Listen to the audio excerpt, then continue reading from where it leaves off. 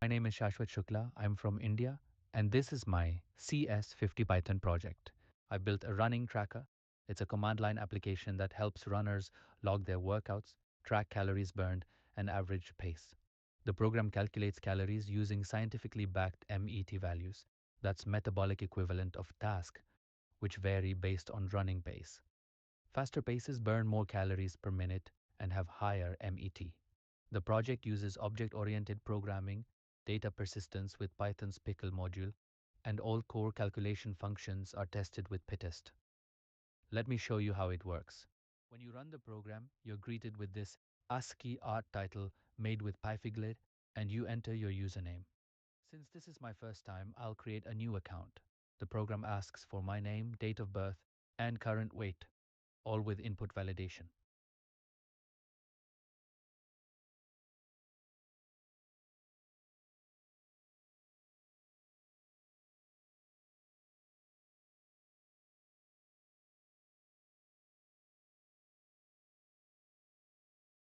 Great, my account is created and I'm logged in.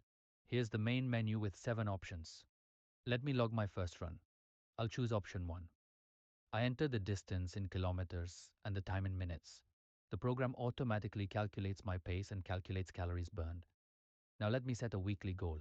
Option 3. I'll aim for 20 kilometers this week. Let me add another run to show progress tracking. Another run logged. Now let's check my goal progress. Option 4. I've completed 60% of my weekly goal so far. Option 2 shows all my runs with full details, date, distance, duration, pace, and calories for each session.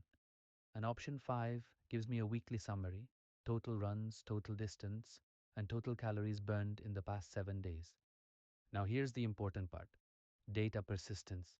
Let me exit the program and run it again with the same username. As you can see, all my data is still here. The program uses Pickle to save all runner objects to a file so everything persists between sessions.